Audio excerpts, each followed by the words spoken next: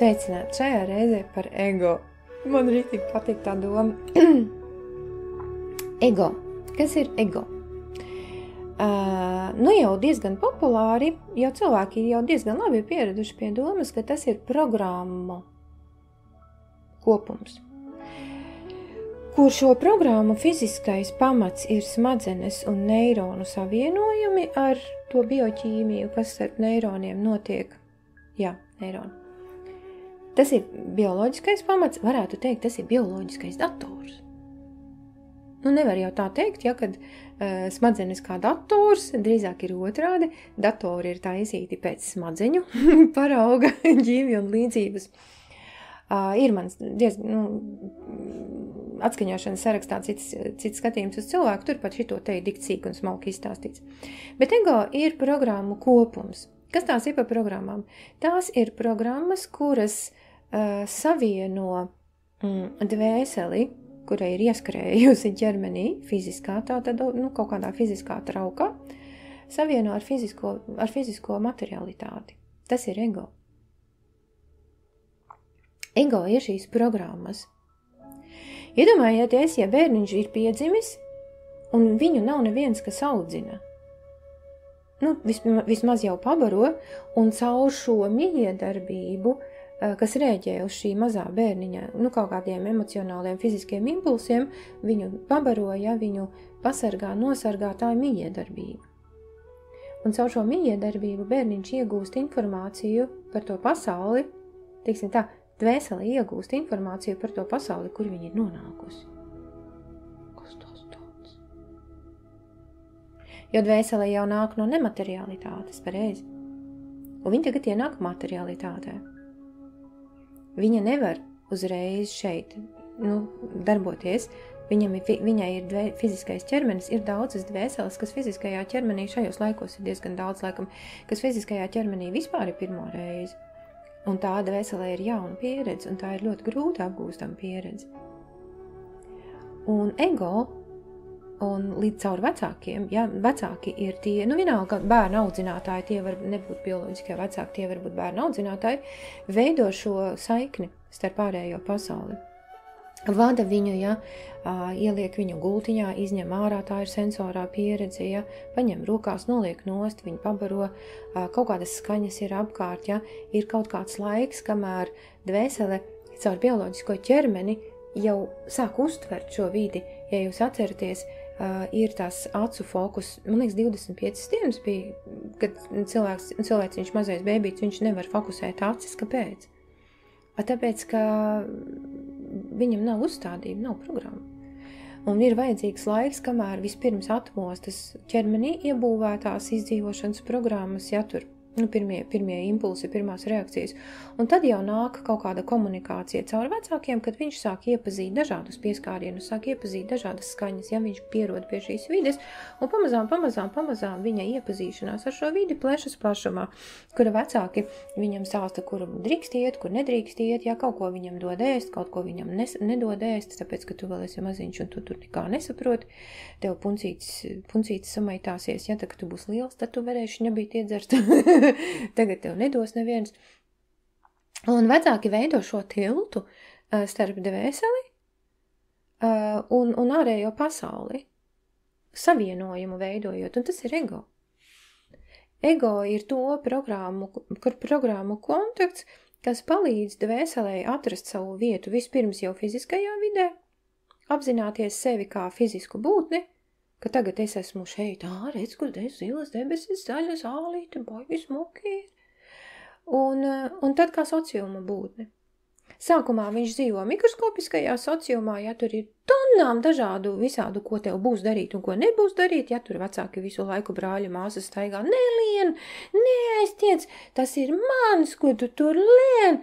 Ja, un bērniņš, mazais bērniņš caur puņiem un asarām, ja viņš kaut kādā veidā, saprast, viņš neko daudz nesaprot, tā kā prāts. Ego, ja viņam šī pašapziņa viņam vēl nav, ja viņam ir tikai impulsa reakcija, ārējā vide dod viņam kaut kādus signālus, patīkams vai nepatīkams, un tad viņš apmēram noorientējās, iet tur vai tur. Tā kā bilde man aiz muguras, ja mēs labprātāk iesim pa tiltiņu, kur ir gluda, ja, kur ērces virsū laikam neskrien, nekā bridīsim pa zāli. Nu, ja mums akurāti gribēsies, bet tad jau mēs būsim pieauguši cilvēki, mēs jau izvēlēsimies. Mazais bērniņš, viņš iet tur, kur ir patīkamāk, kur ir vieglāk un kur viņam mazāk pretestība ir. Un tās ir ego. Tas ir ego, kur pirmais jau, ko man iemāca par mani pašu, ka es esmu meita, nu, varbūt tu esi dēls, es esmu meita kaut kādiem vecākiem, un šitie te, kas man te staigā apkārt, ka tas laikam man mamma teica. Mammīte teica, ieto mammītei bučiņu, ja? Tādā veidā bērns iemācās, ka tā ir mammīte. Un ka tas ir patīkami. Un ja tas ir patīkami, lūk, veidojas šī enerģētiskā saikne, šī pieķeršanās. Bērns mācās tieši caur enerģētisko saiti. Tātad tiek izveidota šīs enerģētiskās, pamatsaiknes, kaut kādas burtiski, kā kaut kādi kabelīši, kā, varam to saukt tos pašus tos neironu savienojumus, tur tādas sinapsītes ir, ja? Un izveidojas enerģētiskās plūsmas, kurās tad vecāki, vēlāk jau skolotāji, citi jau audzinātāji jau sāk likt informāciju, liek un liek, līdz viens neironu savienojums, tā ļoti vienkāršot runājot, ja, tur jau ir ierakstīta jau informācija. Enerģija tur plūst, tātad tas neironu savienojums ir izveidots, bioķīmija tur ir aktīva starp tiem un tie jau šausmīgi daudz, tūkstoši un tūkstoši šo sinapsīšu. Un uz tās bāzes tiek uzlikts informācija. Tad, kad tu raudi, tad mamma tev nerunā. Vai tad mamma iedod pupu. Tāpēc vajag raudāt, un tad tev iedos pupu. Cilvēkiem šis refleks, viņš ir nosacījuma refleks. Refleks līmenī viņš saglabājas līdz pat mūsu pēdējai dzīves dienai. Tad, kad tev kaut kas nepatīk, jā, bet man nav, un viņi man nedod, un tur tie politiķi, ja, un cilvēks izpauž savu neapmierinātību, tātad savu emocionālo attieksmi, un viņš sagaida, ka kāds cits cilvēks uz to rēģēs. Tā ir ego programma. Tā ir viena no pirmajām, tāpēc viena no spēcīgākajām programmām cilvēkā, ja. Mēs viņu saucam arī par upura apziņas stāvokli. Mēs viņu visādos vārdos vēl saucam bezpalīdzības sindroms, iemācīta bezpalīdzība. Kā viņa nebūs iemācīta bezpalīdzība, ja bērns atnāk, viņš tiešām ir bezpalīdzīgs. Viņš ir absolūti bezpalīdzīgs šajā fiziskajā pasaulē. Viņš var izdzīvot tikai tad, ja viņam ir kāda fiziska būtne līdzās, vismaz 4-kājaina, ja ne 2-kājaina. Un tad viņš var izdzīvot, un tad viņš veido lūk šo attiecību pasauli. Un tā ir ego programma. Viņa nav naidīga, mīļie. Viņa nav naidīga. Ezoteriskajā sabiedrībā tagad ir izveidojusies attieksme par to, ka ego tas ir kaut kāds fuj. Nē, viņš nav fuj, mīļie. Bez ego, ja mums noņemtu tagad ego, mēs momentā nonāktu tajā adresīti, momentā mūs aizvest uz to adresīti, kur apartamentiem nav rokturu durvīm. Momentā, jo mums nav kontakta ar realitāti. Mēs nav vispār, pilnīgi nekas nav. Kad cilvēkam ir tikai izdzīvošanas instinkti, es ar tādiem cilvēkiem strādāju, es saprotu, es redzu, kā tas izskatās. Viņam ir tikai izdzīvošanas instinkti, viņš arī komunikācija, ka tu viņam viņš reaģē uz savu vārdu, ja, tas vēl ir saglabājies. Bet tad, kad tu viņam saki, un tu runājies tur, Džeimī, vai tu to gribi vai negribi, viņam tās acis tādas, viņš skatās, un viņš nesaprot, ja, to jau var iztēloties, es to esmu redzējusi, un tāpēc es saprotu, par ko ir runa. Ja nav ego programmu, ja, mīļie, tad tevis vispār, tad nekā nav. Ir bioloģiskais ķermenis, tāpat kā galds, ja arī, ko man te priekšā, es varu pabungāt pa viņu, un viņš te stāv. Tur nav. Enerģija tur varbūt ir, ja, tas galds arī kaut ko jūt, bet vairāk tur nekā nav. No Dieva puses nedzeniet projām ego. Tā problēma, patiesā problēma, kas ir saistīta ar ego, ir tas, ka mums tās programmas tur ir uzinstalētas virsū tādas, kuras bērnībā man vajadzēja, jo man citu nebija, ja? Ar kaut ko taču ir jāsāk. Vispirms tev ir jāsaprot, ja, kad kaut kādā veidā tev vajag izteikt to savu attieksmi pret notiekošo, un tad veidojas tie komunikācija, tad parādās mamma, un tad mēs tur varam kaut ko sākt runāt un tā. Ar kaut ko ir jāsāk, tur nav variantu, bet redziet, viens ir tas, ka mēs dzīvojam, ka mums ir tās bērnu programmas un ir kāds, kas par mums rūpējas, un otrs ir tas, ka mēs esam pieauguši un mums it kā pašiem vajadzētu uzņemties atbildību par sevi. Un tad, ja tu dzīvo ar bērnu programmām, ar to, kas tev bērnībā vai skolas gados ir iemācīts, var izrādīties, ka nepietiek.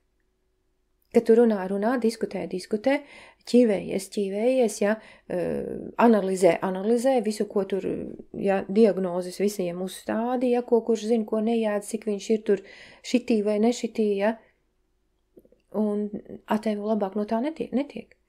Kaut kādā dzīvē, es pat neteikšu dzīves periodā, te paiet, un visa karma jau uz to balstās, kad cilvēks nesaprot, ka viņš ir tas, kurš veido sevi, veido dzīvi, veido savu realitāti. Un visas šīs karmiskais, tas viss ir bijis priekš tam, lai dvēsele šito iemācītos. Nu, lūk, tātad nomainīt šīs programmas. Mīļie, tagad, ka mēs esam lieli zēni un lielas meitenes, mēs taču varam to nomainīt. Mums nav vairāk jāsako tam, ko mums kāds saka. Un jāmeklē tas, kuram es varu uzticēties. Jo vienīgais, kam tu patiešām var uzticēties, esi tu pats. Un ja tu sev neusticies, tad tev jāskrien pa pasauli un jāmeklē kāds, kuram uzticēties. Pie kaut kāda 10 000 varianta tu sapratīsi, ka neviena nav kam uzticēties. Un tad piedzīvosi tumšo dvēseles nakti un būs jārisina problēma, kā tad dzīvot tālāk, ja tu nevienam nevar uzticēties. Nu, un tad tu ieraudzīsi sevi. Tad tu nonāksi, ka tu būsi iztaigājis visus nepareizos ceļus. Tad tu nonāksi pie tā, ka vienīgais, kas pastāv, kas ir, tas esi tu pats. Kā tu apziņu pārinstalēt, tas, mīļie, ir trikī darbs. Bet izdarāms. Īstenībā tā konstrukcija ir ļoti vienkārša. Ļoti vienkārša konstrukcija. Visdievišķais ir vienkārši. Ja mēs zinām, kā šīs programmiņas veidojas, tad mēs varam viņas arī pārveidot. Tiesa gan, šīs programmas nevar pārveidot no ārpuses. Viņas var pārveidot tikai no iekšpuses. Tikai no iekšpuses. Un tas ir tas, ko mēs grupās darām. Tas ir ļoti grūti. Grūti ir iesākt, bet tad, kad tu uzķer, kā tas darbojas, tad tā lieta iet. Iesākt ir grūti, psiholoģijā ir tāds jēdziens refleksija, pašrefleksija. Domāt par to, ko tu jūti. Ak, šausmas, cik tas ir grūti. Domāt mēs varam visu ko, bet tikai ne par sevi. Ka nevajag par sevi, es negribu. Un cilvēki to arī nedara. Tas ir pēdējais, ko cilvēks sāk darīt. Tas ir pēdējais, ko viņš sāk darīt. Domāt par sevi. Tieši domāt. Jo vispirms viņam sevi ir jāatrod. Tas jau ir, lūk, šis kontakts jūtas un galva, prāts un jūtas. Tas ir kontakts. Tad cilvēks atrod sevi, un tad viņš var sākt domāt. Kamēr viņš nav sevi atradis, viņam nav par ko domāt. Vecāki uz bērniem skolotāji rājās, pieauguši cilvēki tieši tāpat, kā tu nesaproti? Bet taču paskaties, ko tu dari. Cilvēks neredz. Viņš neredz sevi. Viņš sevi neapzinās. Strādā programmā, bet ne viņš pats. Un viss. Aiz šīm programmām, šīs programmas mums ir uzinstalētas cilvēces attīstības, līdzinējā attīstības periodā. Tam ir jēga, ka tas tā ir iekārtots, ka tas tā ir izveidots, ka tam tā vajadzēja būt, un tas tā ir. Bet redziet, tagad mēs esam sasnieguši to cilvēces attīstības periodu, ka mēs varam no tā atbrīvoties, ja mēs gribam. Bet mēs jau nezinām, kā. Tas ir tas, ko man ir izdevies uztaustīt, kā cilvēks var. Es pati esmu pārinstalējusi savu apziņu, man liekas, tā nevar teikt, ka no nulles. Tā nebija, ka es nomiru un tad es piedzimu apskaidrota. Nē, šis apziņas pārinstalācijas process, tas ir process. Tas ir ilgstošs process, tas prasa gadus. Bet es esmu pārinstalējusi, skolas bērni man to iemācīja darīt. Es atklāju pavisam nejauši, kā to var izdarīt. Tas mehānisms ir ļoti vienkāršs. Grūti ir tāpēc, ka mēs neprotam domāt par sevi. Un mēs sevi neredzam. Bet tad, kad mēs sevi ieraugam pārinstalēt, nav var. Un tas ir tas, pie kā mēs tagad ar tagadējiem cilvēkiem, kuri pašlaik ir, pie kā mēs strādājam. Es tomēr... Es visu mūžu to esmu gribējis, kā var iemācīt cilvēkam domāt? Kā var iemācīt domāt? Nevar iemācīt. Bet, ja viņš pats grib, tad var. Ja viņam pašam ir interesanti, vajag, lai viņam ir interesanti. Tad, kad ir interesanti, tad jau var, tad jau tā lieta iet, tad jau iet. Un tagad, mēs, man liekas, pusmēnesi, Varbūt, ka pilnu mēnesi, es nezinu. 2 grupās mēs ar šito te mēģinam. Un ziniet, man liekas, ka izdosies. Kad cilvēks varēs pārinstalēt savu apziņu pats.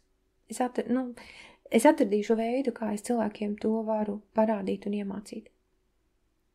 Kā tu vari pats pārinstalēt savu apziņu, izņemt ārā tās programmas, kas ierobežo tevi, ja kas tev traucēja justies ērti, labi, droši, un es nezinu, kas mums tur vēl ir, un ielikt vietā citu. Izņemt programmu un atstāt tukšu vietu nav iespējams. Viņu var aizvietot. Tāpēc man cilvēki diezgan ir iemīļojuši vienu no maniem instrumentiem, kur es viņiem rādu. Ko tu gribi tā vietā? Nu labi, šitas tev nepatīk. Ko tu gribi? Un tad ir šlus. Cilvēks netiek pie tā, ko viņš grib. Viņš var izvēlēties no tā, kas jau ir, bet viņš grib kaut ko tādu, kas viņam nekad nav bijis. Kā to dabūt? Un tas ir ierešais. Radīt. Tas ir tas, par ko visi ezoterika tagad cilvēks ir rādītājs. Tik cilvēki ir aizgājuši uz domu materializāciju.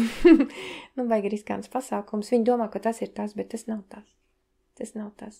Protams, var materializēt, kāpēc ne? Bet tu materializēsi tikai jau esošā, jau zināmā arī ietvaros. Neko jaunu tu nedabūsi.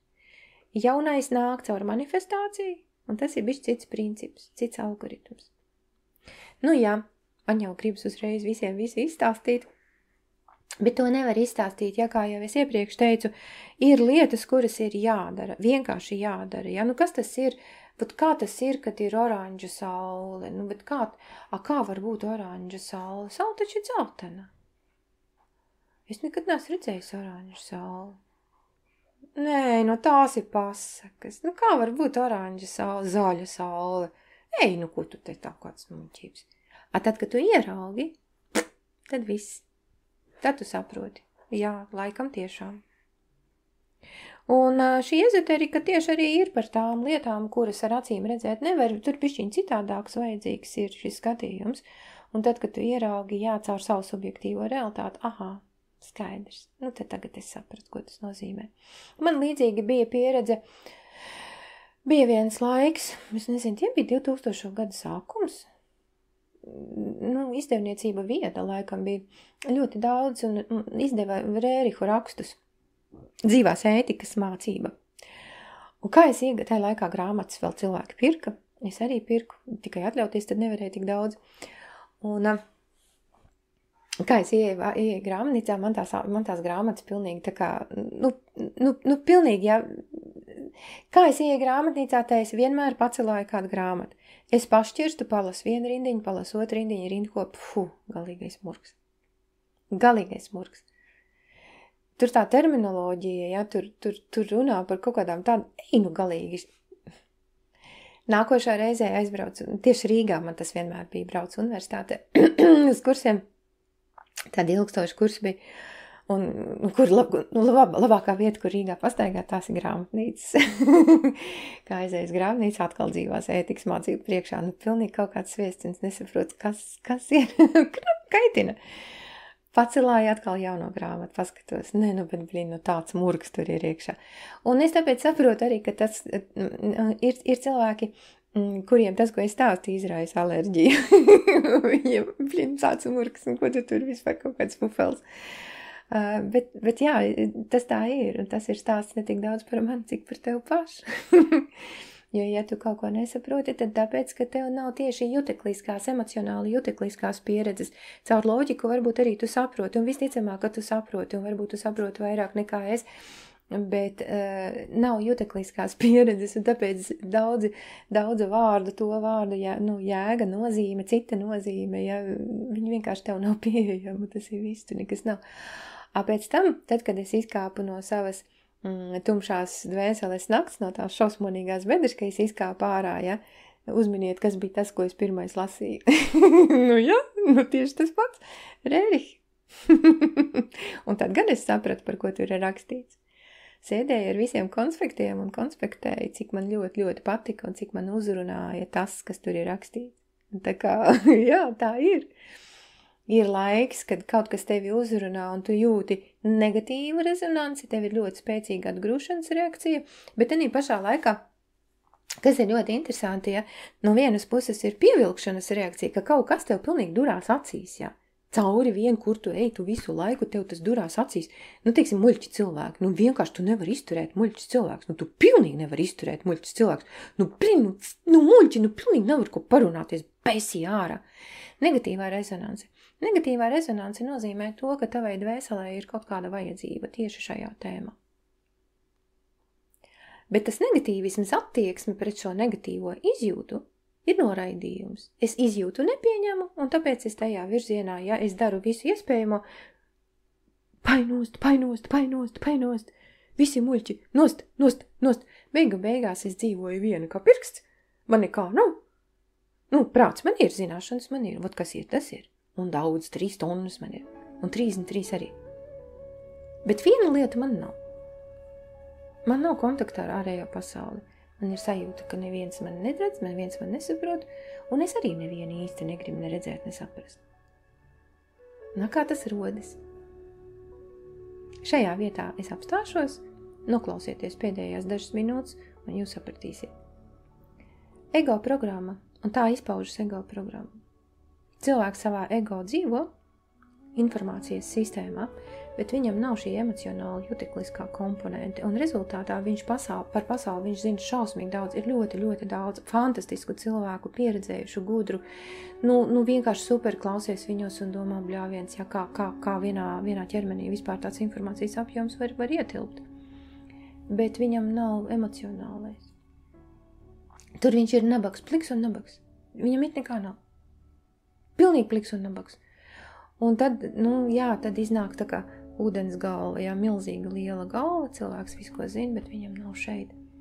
Ir atkal cilvēku otrādi, ja viņiem ir emocionālā pieredze, ārkārtīgi dzīva, ārkārtīgi kustīga, bagāta, daudzveidīga, bet viņam nav galva. Viņš nezina, tās emocijas viņu nes, laiku pa laikam ienes, viņš kaut kur ieskrien, kaut kādos mēslos, akal es aplauzos, atkal jūs uzkāp uz tiem pašiem grabekļiem, izdarīt neko nevar. Un ir cilvēki, kuriem vairāk dominē šis emocionālais, un tādēļ viņš piedzīvo dzīvē visādas nepatīkamas situācijas. Un ir atkal tas, kuram dominē intelektuālais. Un viņš tādēļ piedzīvo un sastopas ar kaut kādām nepatīkamām situācijām. Kur ir izeja? Līdzsvarā. Tagad jau ezoterikā ļoti moderni ir harmonija, ko tu ar ko harmonizēsi. Ko vajag harmonizēt? Vai es arī gribu harmonizēt? Ko harmonizēt? Tur paskaidrojumu nav, loģikas nav. Kādīs var harmonizēt, ja es nezinu, ko es harmonizēju. Un mana mācība balstās tieši uz to, kad atrast šo savienojumu, un tad harmoniju starp prātu un jūtām. Un tad tā lieta iet, tad cilvēks viņš vienkārši kļūst citādāks, jo viņam atklājas tā otra pusīte, kuru mēs meklējam, ja? Atcerieties attiecību jomā, man to otru pusīti vajag atrast, to otru pusīti. Dieviņš jau man arī dod tādu vai citādāku, bet nē, tas nav īstais, tas noteikti nav īstais. Paga, šī ir man jaunā tēma, te es tagad neko neizvērsīšos, tad tur jau būs citi stāsti, un es domāju ļoti, ļoti daudz stāsti. Varbūt pat vairāk nekā tas, kas tagad Aurikā ir. Jā, pagaidām tā. Bet ego neaiztieciet. Nevajag viņu vākt nost. Dievu vārds man nāksies nomainīt adresīti piespiedu kārtā. Nevajag ar ego cīnīties. Ar ego vajag draudzēties. Nomainīt to, kas jānomaina. Tā kā datorā, ja telefonā iznāk jaunā kaut kāda aplikācija, es nomainīju aplikāciju. Kur ir problēma? Tā taču nav problēma. Galvā tieši tāpat. Nomaini. Ja kaut kas nestrādā, nomaini galvā aplikāciju un strādās, un viss notiksies. Nekāda problēma nav. Nemāk. Naču, iemācīšu. Labi, mīļie, atā.